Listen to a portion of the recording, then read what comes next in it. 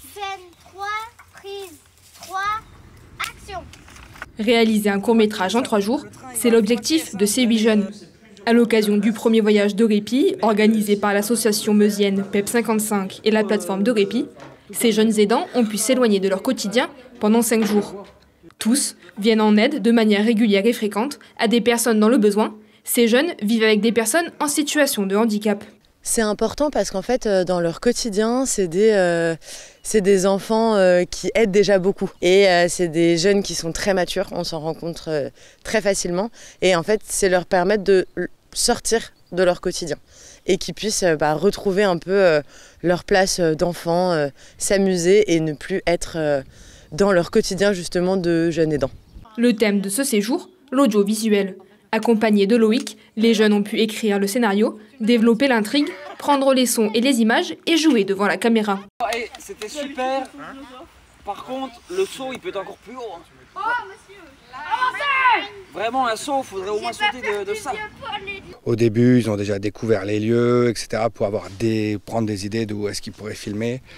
Et ensuite, c'est vraiment étape par étape, où il y a un intervenant qui est venu, Loïc, pour leur expliquer et leur montrer tout le matériel. Voilà. Donc du lundi au vendredi, la semaine, elle se compose à chaque coup de petits jeux. Ensuite, on bosse sur le film, on repart sur des petits jeux. Des fois, on arrête un petit peu. Par exemple, mardi, ils ont été faire du taillage de pierre pour apprendre le métier de la carrière. Donc aucun rapport avec le film, mais ça leur permet aussi de changer un petit peu pour ne pas être concentré à 100% là-dessus. Un planning qui leur a permis de développer leur imagination et leur esprit d'équipe. Les jeunes ont également pu découvrir un monde dont ils ne connaissaient rien. Moi, ça me plaît. Et c'est une histoire où il y a des inspecteurs et que moi, je vole le katana et qui doivent... à la fin, il y a un gros combat pour récupérer le katana. Et c'est quoi qui vous plaît dans le fait de faire le film ? Tout, la caméra, le son, les acteurs. J'aime beaucoup faire ce film parce que je fais déjà du théâtre. Donc en fait c'est un peu pareil et j'aime bien.